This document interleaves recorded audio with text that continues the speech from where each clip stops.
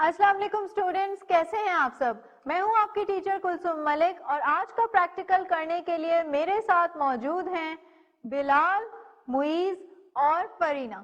Students, क्या आप जानते हैं कि कोई शख्स किस तरह डेड सी की सतह पर लेट सकता है?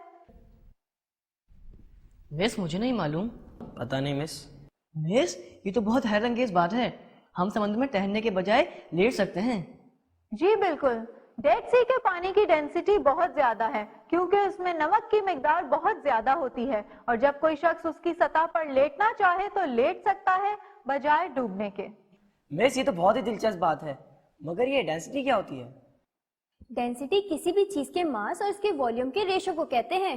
जी हाँ फरीना, आपने बिल्कुल ठीक कहा। स्टूडेंट्स, हमारा आज का प्रैक्टिकल भी डेंसिटी से मुताल्लिक ही है। आज हम डिस्पोजेबल सिरिंज का इस्तेमाल करते हुए लिक्विड की डेंसिटी मालूम करेंगे, लेकिन उससे पहले एक नजर देखते हैं कि डेंसिटी क्या होती है। किसी सब्सटेंस की डेंसिटी को मास पर यूनिट वॉल्यूम के तौर पर बयान किया जाता है।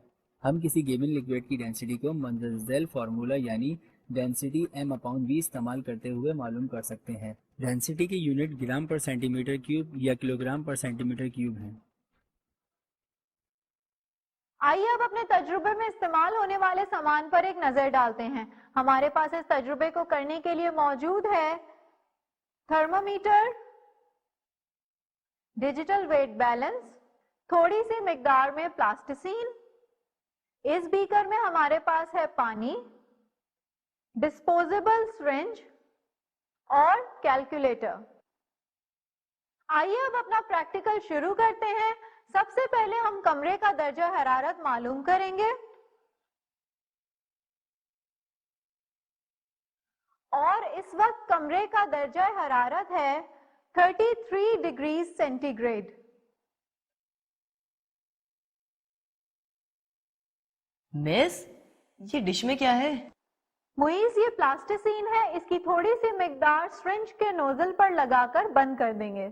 अब हम प्लास्टिसीन की थोड़ी सी मिकदार सिरिंज के नोजल पर लगाएंगे। अब हम डिजिटल बैलेंस का इस्तेमाल करते हुए खाली सिरिंज का मास m मेजर करेंगे।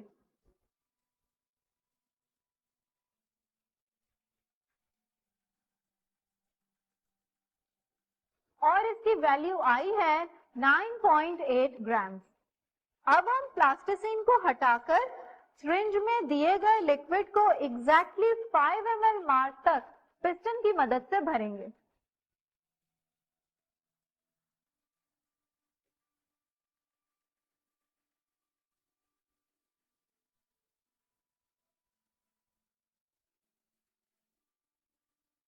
स्टूडेंट्स, आप देख सकते हैं कि सिरिंज 5 ml मार्क तक भर गया है। अब हम नोजल को प्लास्टिसीन के उसी टुकड़े से एक बार फिर बंद करेंगे। ये मैं इसलिए कर रही हूं ताकि सिरिंज का मास कांस्टेंट रहे।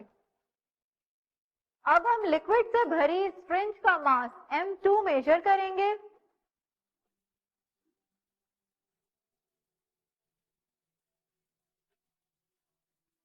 और इसकी वैल्यू आई है 14.8 ग्राम।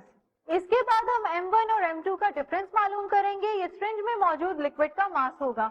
इसको मालूम करने के लिए हम ये फॉर्मूला इस्तेमाल करेंगे, m is equal to m2 minus m1। Farina, आप मुझे m की वैल्यू कैलकुलेट करके बताएं।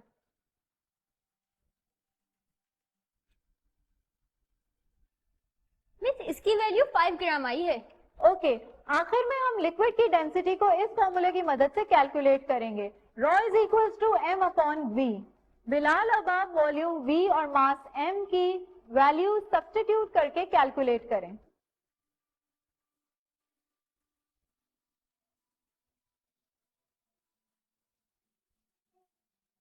मिस डेंसिटी की वैल्यू 1 ग्राम पर सेंटीमीटर क्यूब आई है। जी स्टूडेंट्स, ये थी हमारी पहली रीडिंग। इसी तरह हम बाकी दो रीडिंग्स को भी मुकम्मल करेंगे और हम लिक्विड के 8 ml और 10 ml वॉल्यूम के लिए इस तरीके को दोहराएंगे। स्टूडेंट्स, हमने बाकी दो रीडिंग्स भी ले ली हैं। आइए अब अपना रीडिंग चार्ट देखते हैं।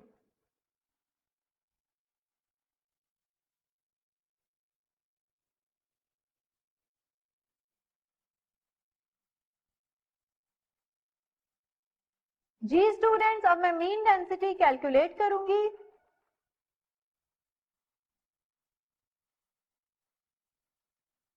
और इसकी वैल्यू आई है 1 ग्राम पर सेंटीमीटर क्यूब और एसआई यूनिट में इसकी वैल्यू है 1000 किलोग्राम पर मीटर क्यूब। लिहाजा आज के प्रैक्टिकल से हमने ये नतीजा अख्ज़ किया है कि दिए गए लिक्विड की डेंसिटी 1 ग्राम पर सेंटीमीटर क्यूब है और एसआई यूनिट में इसकी वैल्यू 1000 किलोग्राम पर मीटर क्यूब है। आइए अब जल्दी से अपने प्रैक्टिकल को दोहराएंगे। आज के तजुर्बे में हमने दिए गए लिक्विड की डेंसिटी को मालूम करने के लिए एक डिस्पोजेबल सिरिंज इस्तेमाल की। हमने प्लास्टिसिन की थोड़ी सी मिकदार से खाली सिरिंज के नोजल को बंद किया। खाली सिरिंज के मास m1 को मेजर किया। सिरिंज को दिए गए लिक्विड से ठीक 5 ml के निशान तक पिस्टन की मदद से भरा। नोजल को एक बार फिर प्लास्टिसिन के इस टुकड़े से बंद किया। इसके बाद लिक्विड पर मुश्तमिल सिरिंज के मास m2 को मेजर किया। m1 और m2 रीडिंग के फ़र्क m को वॉल्यूम v पर तकसीम करके डेंसिटी मालूम की। फिर हमने 8 ml और 10 ml वॉल्यूम की मासेस के मुताबिक लिक्विड की डेंसिटी को मेजर करने के लिए इस तरीक़ेकार को दोहराया। ओके स्टूडेंट्स, मैं उम्मीद करती हूँ कि आज का दिलचस्प तजुर्बा आपको अच्छी तरह से समझ आ गया होगा। अब मैं आपसे एक सवाल पूछना चाहती हूँ और सवाल ये है, अगर एक अंडे को पानी में डाला जाए तो वो डूब जाएगा, लेकिन अगर पानी में नमक शामिल कर दिया जाए और उसे किसी रॉड से अच्छी तरह हल कर दिया जाए तो क्यों अंडा पानी की सतह पर आ जाएगा? अगले प्रैक्टिकल में आप मुझे इस सवाल का जवाब जरूर दीजिएगा। तब तक अपना बहुत ज्यादा ख्याल रखिएगा। अल्लाह हाफ़िज़।